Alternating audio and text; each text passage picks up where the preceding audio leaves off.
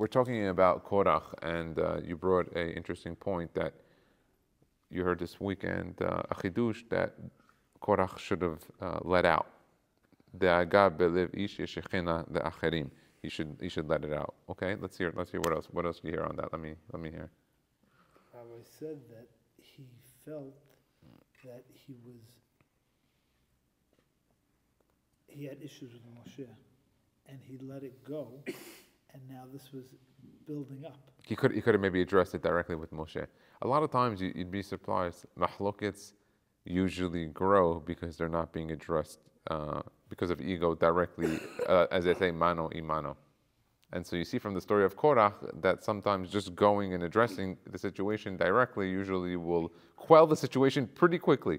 Instead, he rounded up his wife, got him rounded up. He rounded up more people. Next thing you know, there's a coup d'état. Well, she added to it. And like we were saying, the reason why the Mishnah says that the machloket wasn't with Korach and Moshe, is a machloket l'shem shamayim, lo l'shem shamayim, not Korach and Moshe, and Korach madato, because the argument was about the day after.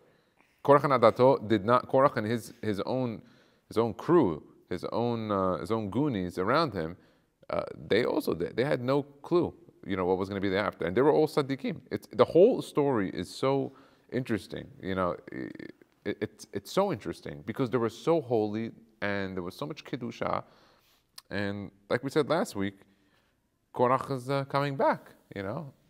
Like they said from the Terminator, I'll be back. At the end of the day, he's coming back. And uvnei Korach lo metu, his children are constantly reminded to us in the Nevi'im, in the Ketubim, Tehillim. We see it on Sukkot. We see it on Monday during the week.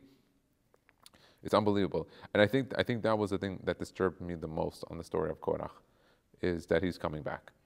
Because had you told me he wasn't, the story ends well, the message is clear, but here it's very confusing. It's very confusing. And not only is that, the more confusing part is how it goes down, where the same terminology that Moshe Rabbeinu uses for Korach is used against Moshe. It's a story that we don't know so clearly. It's not clear to us. There's an interesting ma'amar here. What happened on the day of Korach's machloket in regards to the man? The man used to come down in the zechut of Moshe, and now Korach's arguing on his leadership. So let's see what happened. B'sefer Shevet Musar. Shevet Musar is written by Rabbi Eliyahu HaKohen HaItamari from Izmir, Turkey. He was a rabbi that had traced back his lineage to Aharon HaKohen, to the family of Itamar HaKohen, the son. Why? Aharon had 4 children. Nadav and Avi, who passed away, Elazar and Itamar. That means all Kohanim today come from Elazar, Itamar, or Pinchas, because that was the extra added later. So 3 families. The Baal Shevet Musar was from Rabbi Eliyahu Kohen Itamari, from Itamar, and he had traced it back, and that was only a couple hundred years ago, like 400 or 500 years ago, which is nice, which means we still had Kohanim that had their lineage purebreds. Hevi davar pele b'shem Chazal. It says an interesting thing. Do you know how difficult the machloket is? Arguing and fighting lifnei HaKadosh Baruch Hu in front of God. That during the Egel they were all in peace. Lo nifsak haman. During the time of the Egel, food was coming down. Hashem was feeding them. He said, because you know machloket. I know you're of the avodah zarah. You're questioning my authority in the land that I even exist. But you guys have no machloket. You get to have the money. You get to have the food, the bread. Ubimachlakato shel Korach, during when Korach's fighting, lo yarad be'oto yom ke'omram zal, like it's brought down by Chazal. It says, Hine lo nimsa davar ze mifosha b'sifrei Chazal shedefanenu. He says it's not really brought down so clearly in the books of Chazal, this ma'amar that the man didn't fall on it. Ve'ulai haya le'ba'al shevet musar midrash she'enu b'yadenu. It must be the Baal Shevet Musar must have had some book of midrashim, because there's a bunch of different midrashim. There's midrash Rabbah, Yalkut Shimoni. There's so many different midrashim that are there. Ur'eh mashakatab b'sefer Shemen Rosh of Rabbi Asher Anshel Katz Shlita Abedin the Kahal Kadosh Vayan. Ramaz na'al devrei Shevet Musar b'shem hamidrash she'amar lahem Moshe Boker v'yodah Hashem et asher lo.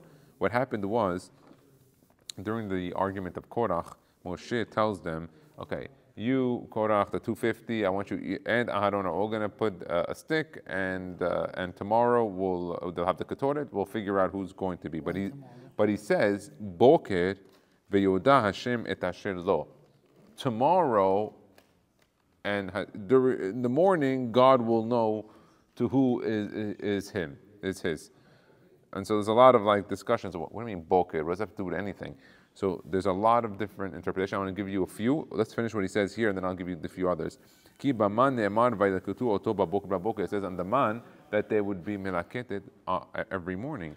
Ve'amar lahem Moshe. Moshe said, Re'u v'hidbonenu ki machloket zo enam l'shem shamayim. He said the mahloket is not l'shem shamayim. So Moshe Rabbeinu tells Korach, Boker v'yodah Hashem et asher lo. So it says here, Ki baman ne'emar vayilketu oto baboker baboker, because in the man, it says they would collect it in the morning. It uses the same word baboker or boker. Ve'amar lehem Moshe re'u v'hidbonu ki mahloket zo enam l'shem shamayim. He said, if this mahloket was truly l'shem shamayim, שהרי בבוקר כשתצאו ללקוט את המן לא תמצאו ואז יודע לכם השם את אשר לו. So he says one of the reasons why he tells Korach, if you guys are really truly l'shem shamayim and you guys are really doing it for the right reasons, then tomorrow morning the man will be found right by your doorstep and you'll know it's l'shem shamayim. He says, but if it's not, then he goes, you guys will figure out by the morning time. He goes, and we'll see. He goes, that's one reason. What's another reason? The second reason, Moshe wanted to give Korach more time to think about the argument, because he had... Didn't he also have to look introspect Moshe to himself? Well, we're going to get to that. That's the next one. So first, he wanted Korach to think about what he was doing. He said, Korach, maybe think about what you're doing, because he knew Korach was very intelligent. I was learning today that Korach was one of the few people that figured out the secret of Paraduma, that even Moshe Rabbeinu didn't know fully. Korach had known it. I saw it today from Rabbi Breidowitz.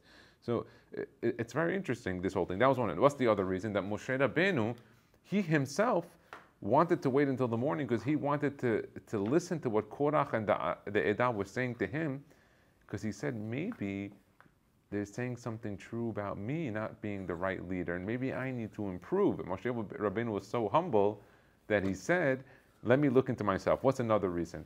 So we said that Moshe Rabbeinu looked for his introspection. Moshe then was also praying for Korach, that Korach would make teshuvah by the morning. We said the other one, that the man and the food in the morning, boker, would be able to do. What's another reason? The other reason is that Korach was under the impression that the world was already coming to a tikkun.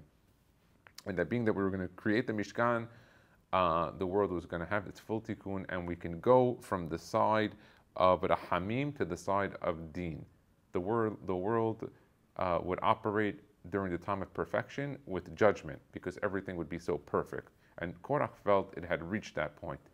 And Moshe Rabbeinu was trying to signal to him is that we didn't get there yet.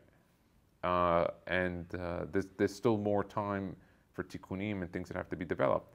So Moshe was trying to signal to him. He said, I'll show it to you and prove it to you by tomorrow morning when you wake up. What was he saying? He's saying in the morning, Korach, when you wake up, you're going to have to wash your hands. When you wash your hands in the morning, you're going to pick up the cup, fill it up with water, and pick it up with your left hand, and then pour it onto your right hand. He said, by seeing that message, you're seeing that your left, which is usually signifying the deen, the judgment, is pouring the water onto the right. The left is still serving the right. We did not yet reach the point where there's tikkun in the world, where now the deen is sholet. The deen is still serving the right. We're not there yet. Korach, when we're going to get there, you're going to become Kohen Gadol in the third Beit HaMikdash. But we didn't get there yet. You're right, you can have a descendant Shakul Moshe Aaron. I'm willing to give up my spot for you. Your argument is not against me. It's not Korach v'Moshe, it's Korach v'Adato. They have a completely different argument.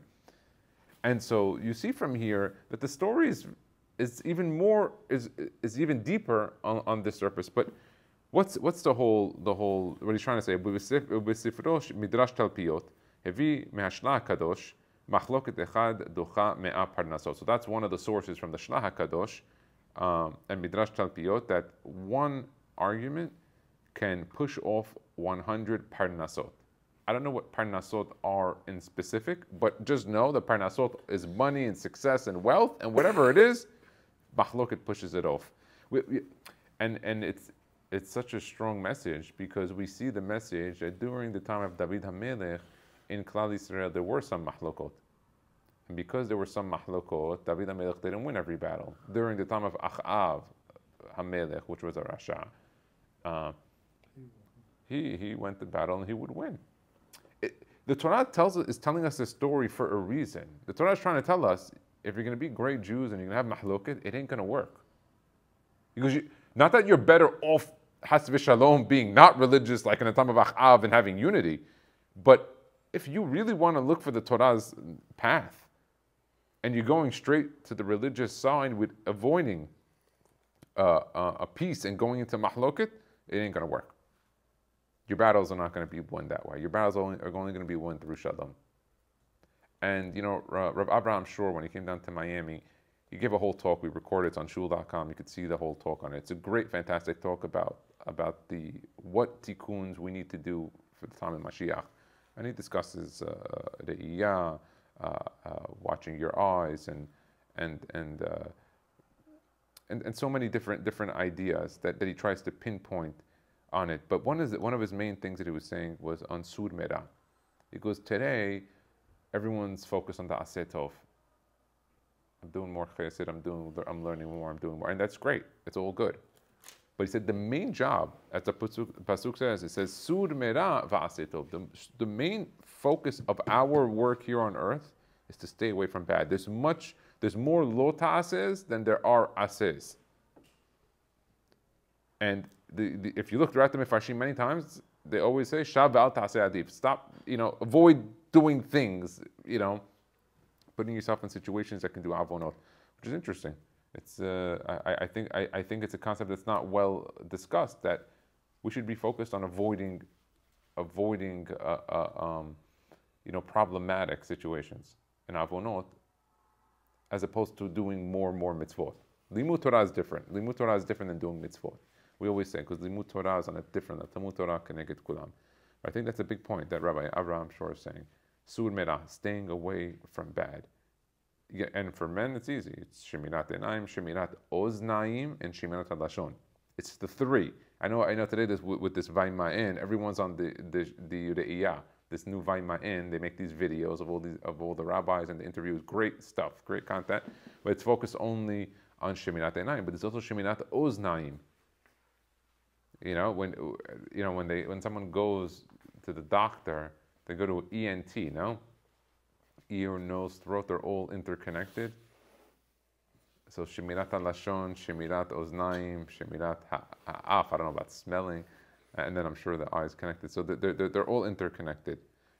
Of course, Shemirat Enaim being one of the greater ones. But there's like a whole list of Mar'ot Asurot that I saw, very interesting, that it's not only looking at ladies, for men, that's Asur.